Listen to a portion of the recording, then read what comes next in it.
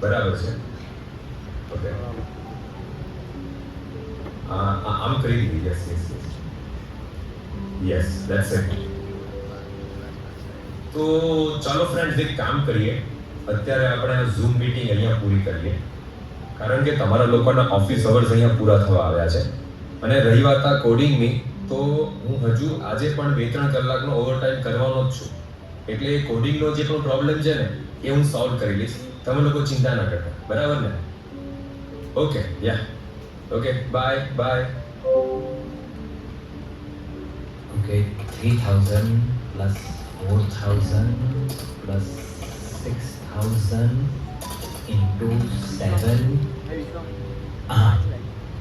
Okay, આટલા raw મટીરિયલનો stock તો અત્યારે ખરીદ લેવો પડશે, તો જ મેન્યુફેક્ચરિંગ શરૂ કરી શકાશે. નહીતર એ સમયે જો સ્ટોકમાં પ્રોડક્ટ્સ નહીં હોય ને, તો પછી કસ્ટમરની ડિમાન્ડને પહોંચી વળવું મુશ્કેલ થઈ પડશે. અઘરું થશે યાર. બરાબર છે, પણ પપ્પા તમે લોકો સમજવાનો થોડો તો પ્રયત્ન કરો. 10 મહિના લગ્ન પાછળ લઈ જઈશું ને તો કોઈ વાંધો નહીં આવે. અને મેં ભક્તિ સાથે પણ વાત કરી દીધી છે. એ પણ એના મમ્મી પપ્પા અને સગાવાલાને મનાવવાનો પ્રયત્ન કરે જ છે. એટલે તમે અને મમ્મી બંને જણા ચિંતા ના કરો. બાપાની દયાથી બધું જ ગોઠવાઈ જશે. અને કાકા કાકીને અને બીજા બધાને હું સમજાવી દઈશ. તમે શું કામ ચિંતા કરો છો? કે જુલાઈ કમ્પ્લીટ, ઓગસ્ટ કમ્પ્લીટ, હવે સપ્ટેમ્બરમાં આ સબ્જેક્ટના આ 5 ચેપ્ટર લગભગ 10 દિવસમાં હું પતાવી દઈશ. પછી મિકેનિક્સ સબ્જેક્ટના આ 4 ચેપ્ટર લગભગ 6 દિવસમાં પતી જશે.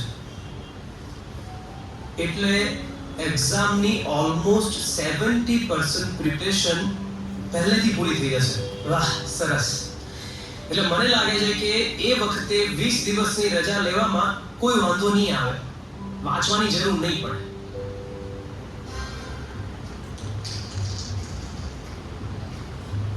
જય સ્વામિનારાયણ મિત્રો, મારું નામ છે પવન અને આ છે અમારો ફ્લેટ, જ્યાં અમે 5 જણા પીજી તરીકે રહીએ છીએ. એટલે કે ભાડે રહીએ છીએ. પહેલા અમારા 5નો તમને ટૂંકમાં, એટલે કે એકદમ ટૂંકમાં પરિચય કરાવી દઉં. પેલું લેપટોપ લઈને બેઠો છે ને, એ છે હાર્દિક. આઈટી કંપનીમાં ડેવલપર તરીકે જોબ કરે છે. પછી એની બાજુમાં જે કેલ્ક્યુલેટર પર ગણતરીઓ કરવામાં બીજી છે ને, એ છે જય. એણે હમણાં જ 1 વર્ષ પહેલા પોતાનું એક સ્ટાર્ટઅપ શરૂ કર્યું છે, મેન્સવેરનું. પણ 1 જ વર્ષમાં એની પ્રોડક્ટની ડિમાન્ડ સખત વધી ગઈ છે.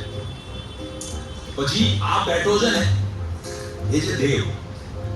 એ મલ્ટીનેશનલ કંપનીમાં જોબ કરે છે અને સાથે સાથે અત્યારે એના લગ્નની તૈયારીઓ પણ કરે છે. અને આ છે અમારામાં સૌથી જુનિયર નયન ધ આઈન્સ્ટાઈન. એન્જિનિયરિંગમાં ભણે છે, પણ એનું મગજ આઈન્સ્ટાઈન જેવું જોરદાર છે. એટલે અમે બધા એને આઈન્સ્ટાઈન કહીને જ બોલાવીએ છીએ. અને રહી વાત મારી, તો મારું નામ તો મેં તમને કહી દીધું છે, પવન.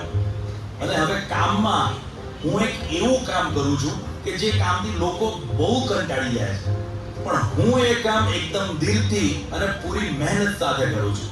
અને એ કામ છે નોકરી શોધવાનું. હા, છેલ્લા 1 વર્ષથી હું નોકરી જ શોધ્યા કરું છું, પણ ક્યાંય મારો મેળ પડતો જ નથી. હર્ષે, પેલી કહેવત છે ને કે સમય કરતા પહેલા અને નસીબમાં લખ્યા કરતા વધારે ક્યારેય કોઈને મળતું નથી. એટલે આપણો સમય આવશે ત્યારે આપોઆપ જોબ મળી જશે. એટલે આપણે ફળની આશા કર્યા વગર બિંદાસ થઈને મહેનત કરે રાખીએ છીએ, ફરે રાખીએ છીએ. જે થવાનું હશે થશે.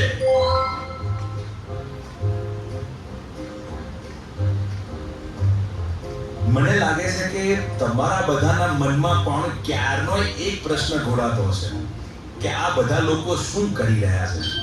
પણ તમારા લોકોની જેમ મારા મનમાં પણ એ જ પ્રશ્ન રમ્યા કરે છે.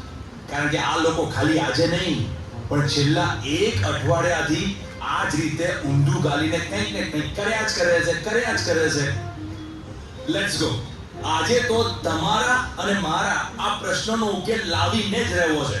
ચાલો.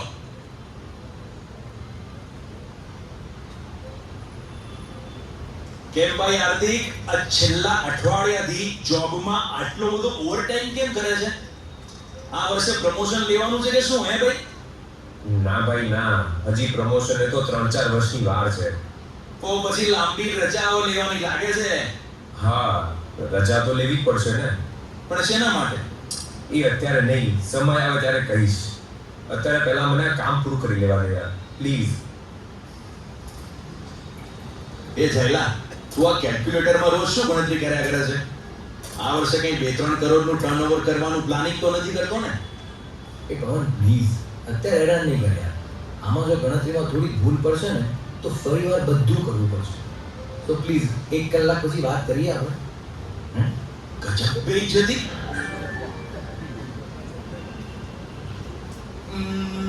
દેવ, શું વાત છે ભાઈ? હા, વરરાજા સાહેબ તો લગ્નની તૈયારી કરે છે ને કાંઈ? તૈયારી નથી કરતો, લગ્નને પોસ્ટપોન કરવાની માથાકૂટ કરું છું. છેલ્લા 1 અઠવાડિયાથી મમ્મી પપ્પાને અને બીજા બધાને સમજાવવામાં મારું મગજ બેર મારી ગયું છે, બેર. અરે પણ લગ્ન કેમ પોસ્ટપોન કરવા હતા? એ બધું પછી જણાવીશ. અત્યારે પેલા કાકા કાકી સાથે વિડિયો કોલ પર વાત કરવાની છે, એમને મનાવવાના છે. કમાલ છે યાર, કોઈ સરખો જવાબ જ આપતા નથી. કઈ વાંધો નહીં, ચાલો નયન પાસે જઈએ. નયન બેટા, શું ચાલે છે અત્યારે? પવનભાઈ, આ એક્ઝામની પ્રિપરેશન માટેનું ટાઈમ ટેબલ બનાવું છે. ઓ ભાઈ, પણ એક્ઝામ ને તો હજી 4 મહિનાની વાર છે. દિવાળી પછી તારી એક્ઝામ છે. અત્યારથી ટાઈમ ટેબલ બનાવે છે? અત્યારથી બનાવીશ તો જ એ વખતે વાંધો નહીં આવે. કયા વખતે? પવનભાઈ, પહેલા હું આ ટાઈમ ટેબલ બનાવી લઉં, પછી વાત કરીએ તો ચાલે? અરે व्हाट इज दिस यार? कोई ये कहतुं ज नहीं. सब लोग बेइज्जती पे बेइज्जती ही किए जा रहे हैं. कैसे कैसे लोग रहते हैं यहाँ पर? મને લાગે છે કે ઘી સીધી આંગળીએ નહીં નીકળે, આંગળી વાકી કરવી જ પડશે. એ ભાઈ મારું કેલ્ક્યુલેટર ક્યાં છે ભાઈ? ઓ લા, અને મારું લેપટોપ આ લા. એ ભાઈ ફોન આપ, મારો મોંઘો આઈફોન છે. ઓ અરે પવન, બુક્સ કે લઈ જાય છે? અરે પવન, આવી મસ્તી ના હોય યાર. નીચે પડશે તો તૂટી જશે યાર બધાની વસ્તુઓ. પ્લીઝ યાર, વસ્તુઓ પાછી આપી દેવાની યાર. ના ના ના ના ના ના ના ના, એ હું કઈ ના જાણું. ના અરે યાર, તું સમજ તો ખરો. ના, જો અત્યારે તમે બધા મને સાચે સાચું નહીં કહો ને તો આ બધું જ હું બાલ્કનીમાંથી નીચે ફેંકી દઈશ. એટલે સૌથી પહેલા બોલો તમે બધા કે આટલી બધી એડવાન્સ તૈયારીઓ શેની ચાલી રહી છે? અરે ભાઈ, સમયનું આયોજન કરીએ છીએ. ઓ આયોજન વાળી, મને મામું બનાવો છો? સાચે સાચું બોલો, શેની તૈયારીઓ ચાલે છે? હે? અમે લોકો અમારા જીવનની એક સુવર્ણ તક ઝડપી લેવા માટે અત્યારથી જ એડવાન્સ પ્લાનિંગ કરી રહ્યા છીએ. અરે ઓ ભાઈ, આમ વાતને ગોળ ગોળ ફેરવ્યા કરતા સીધે સીધું કહો ને કે શું કરો છો? ઓકે, તો સાંભળ. પણ પહેલા એક કામ કર, પહેલા આ બધાની વસ્તુઓ પાછી આપી દે. ઓકે ઠીક છે, પણ જો પછી ચીટિંગ કરી છે ને તો હા ધ્યાન રાખજો. ઓકે, લે હાર્દિક તારું લેપટોપ, દેવ તારું ફોન, નયન તારી બુક્સ અને જય આ તારું કેલ્ક્યુલેટર. લે. Very good boy. હવે સાંભળ, તને ખબર છે ને કે અત્યારે સુરતમાં અક્ષરધામનું નિર્માણ કાર્ય ચાલી રહ્યું છે? એ તો આખી દુનિયાને ખબર છે. તો એ અક્ષરધામમાં સેવા કરવા જવાનું થાય ત્યારે અમારી પાસે સેવા ન કરવાનું એક પણ બહાનું બાકી ના રહે ને, એના માટે અમે લોકો અત્યારથી પ્લાનિંગ કરીએ છીએ. ઓહો, આઈ સી. એટલે આ overtime, stock collection, time table બનાવવાનું, લગ્નને પોસ્ટપોન કરવાનું, એ બધું સેવામાં જવા માટે છે એમ? હા, એના માટે જ છે. અલા પણ અક્ષરધામની સેવાની તારીખો હજી ક્યાં આવી જ છે? ક્યારે જવાનું છે, કેટલા દિવસ જવાનું છે, કઈ સેવામાં જવાનું છે, એ ક્યાં કઈ નક્કી છે? તો પછી અત્યારથી આટલી બધી ઉતાવળ શું કામ કરવાની? તારીખો નક્કી નથી થઈ એટલે જ તો અત્યારથી તૈયારીઓ કરવી પડે ને ભાઈ. ધારો કે ગમે ત્યારે સ્વામી બાપાની હાકલ થાય અને એ સમયે આપણે એમ કહીએ કે અત્યારે ઓફિસમાં રજા નહીં મળે કે ધંધો મૂકીને અવાય એમ નથી અથવા તો મારા લગ્ન છે, મારી એક્ઝામ છે, તો પછી આપણા જેવો કમનસીબ કોઈ નહીં હોય. અને જો ભૂલથી પણ આ સુવર્ણ તક વેડફાઈ ગઈ ને તો જિંદગીભરનો અફસોસ રહી જશે. અને પવનભાઈ, મને તો લાગે છે કે અક્ષરધામના ઉદ્ઘાટન વખતે ચાલુ સેમેસ્ટરમાં કોલેજમાંથી મારે રજા લેવી ને એ અઘરી પડશે મને. એટલે મેં તો નક્કી કર્યું છે કે દિવાળીના વેકેશનમાં જ હું સેવા માટે જઈ આવીશ. પણ દિવાળી પછી તરત જ મારી એક્ઝામ છે, એટલે તેની તૈયારીઓ જો હું અત્યારથી કરી લઉં ને તો પછી દિવાળી વેકેશનમાં વાંચવા માટે મારે રોકાવાની જરૂર નહીં પડે. એટલે એ વખતે હું નિરાતે 20-25 દિવસ માટે અક્ષરધામની સેવામાં જઈ શકીશ. Very good planning. સરસ. હું પણ મારા મમ્મી પપ્પાને એ જ સમજાવતો હતો કે સુરત અક્ષરધામનો સમય પૂરો થાય પછી જ લગ્નની તૈયારીઓ શરૂ કરવી છે. નહીંતર પછી શું થાય કે લગ્નની તૈયારીઓમાં ને તૈયારીઓમાં આ અક્ષરધામની સેવામાં જવાનું રહી જાય. અને પવન, હું પણ એટલે જ અત્યારથી રોજ 2-2 કલાક ઓવરટાઈમ કરીને મારા બધા જ પ્રોજેક્ટ સમય પહેલા પૂરા કરી દેવા માંગુ છું, જેથી ગમે ત્યારે મારે 20 દિવસની રજાઓ જોઈતી હોય ને તો મારા બોસ મને ના પાડી શકે. ઓકે. અને મેં તો નક્કી કર્યું છે કે મારી સાથે સાથે મારે તો મારી ફેક્ટરીના 20 કારીગરોને પણ ચાલુ પગારે અક્ષરધામની સેવામાં લઈ જવા છે. એટલે એ 20 દિવસોમાં મારા ગ્રાહકોને અમારી પ્રોડક્ટ્સની કોઈ ખેંચ ઊભી ના થાય ને એના માટે અત્યારથી જ મેન્યુફેક્ચરિંગ કરી અને પ્રોડક્ટ્સનો સ્ટોક ભરી દેવો છે. વાહ, અદ્ભુત યાર. માનવું પડે, તમારા બધાના પ્રશ્નો અલગ અલગ છે પણ તમારા બધાનો સંકલ્પ એક જ છે કે ગમે તે ભોગે અક્ષરધામની સેવા કરવી જ છે. પણ તમે લોકો મને એક વાત એ સમજાવો કે ધારો કે તમે લોકો અક્ષરધામની સેવામાં નહીં જાઓ તો શું થઈ જશે? શું થઈ જશે? અરે ભાઈ, સત્પુરુષનો રાજીપો જતો રહેશે. પણ સત્પુરુષનો રાજીપો ખાલી અક્ષરધામની સેવામાં થોડો છે. આપણે બીજી બધી આજ્ઞાઓ પણ પાડીને એમને રાજી તો કરી શકીએ છીએ ને. પવન, જેમ આપણને બધાને પૈસા કમાવામાં સંતોષ નથી થતો, જેટલા કમાઈએ એટલા ઓછા જ પડે છે, એમ આ રાજીપાની કમાણી કરવામાં પણ ક્યારેય સંતોષ ના જ થવો જોઈએ. ગમે ત્યારે ગમે તે રીતે પણ જો સત્પુરુષનો રાજીપો મળતો હોય ને તો તેની કમાણી કરી જ લેવી જોઈએ. હા, રાજીપામાં ક્યારે સેચ્યુરેશન પોઈન્ટ આવો જ ના જોઈએ. એટલે ખરો સત્સંગી તો એને જ કહેવાય કે જે સત્પુરુષના મુખમાંથી શબ્દ નીકળે અને એને અદ્ધર ઝીલી લે. અને પવન, સમય અને તક ક્યારેય કોઈની રાહ જોતા નથી. એને તો જે ઝડપી લે એ માલામાલ અને જે જવા દે એ ઠનઠન ગોપાલ. હવે તું જ વિચાર કર કે જ્યારે ગાંધીનગરનું અક્ષરધામ બન્યું ત્યારે આપણે સેવામાં નહોતા જઈ શક્યા, કારણ કે ત્યારે આપણામાંથી કોઈ જન્મ્યું પણ નહોતું. પછી દિલ્હીનું અક્ષરધામ બન્યું ત્યારે તો આપણે બહુ નાના હતા. અરે, હું તો ત્યારે પણ જન્મ્યો નહોતો. હા, બરાબર છે. અને જ્યારે રોબિન્સવિલનું અક્ષરધામ બન્યું ત્યારે આપણે સેવા કરવા માટે છેક અમેરિકા જઈ શકીએ એવી કોઈ પોસિબિલિટી નહોતી. પણ અત્યારે જ્યારે આપણા જ ભારતમાં ગુજરાતના સુરત શહેરમાં અક્ષરધામ બની રહ્યું છે, તે વખતે પણ જો આપણે કોઈ કારણોસર સેવા કરવા ના જઈ શકીએ તો પછી આપણા જેવો અભાગ્યો કોઈ નહીં હોય. અરે અભાગ્યો નહીં, આપણા જેવો મૂર્ખો કોઈ નહીં હોય. જુઓ, એક મિનિટ, આ પત્ર તને બતાવો, એક મિનિટ પડે.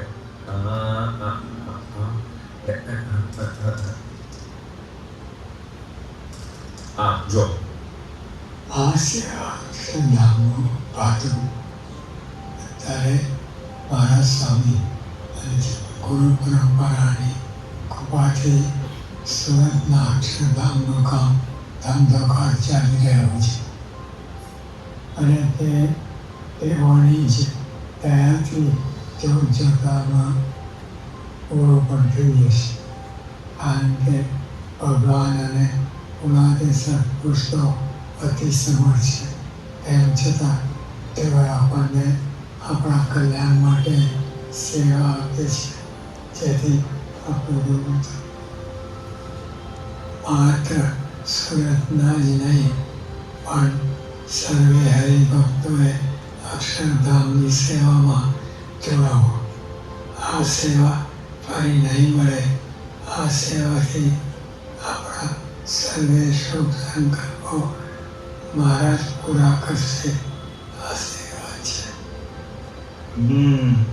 બરાબર છે દોસ્ત. પવન, તું જ કે દોસ્ત, આપણા ગુરુએ લખેલો આ પત્ર વાંચ્યા પછી પણ આપણાથી સેવા કરવા ગયા વગર રહી શકાય ખરું? હે? ના દે. હવે તો અક્ષરધામની સેવાનું ભાથું ભર્યા વગર રહેવા જ નહીં. હો. અક્ષરધામની સેવા કરી અને સત્પુરુષનો રાજીપો મેળવવાની તમારા લોકોની આવી તૈયારીઓ જોઈને તો મને પણ લાગે છે કે મારે પણ અત્યારથી જ તૈયાર રહેવું પડશે. એક મિનિટ, ફોન. હેલો, હા પવન બોલું છું. યસ, લગભગ 15 દિવસ પહેલા મેં ત્યાં જોબ માટે એપ્લાય કર્યું હતું. હા. ઓહ, અચ્છા, મારું સિલેક્શન થઈ ગયું છે એમ? ઓકે, તો સેલરી પેકેજ શું મળશે? 30,000. ઓકે ઓકે, હા. વાંધો નહીં, હું તમને થોડું વિચારીને જણાવું. I call you back. Ya, sure, by.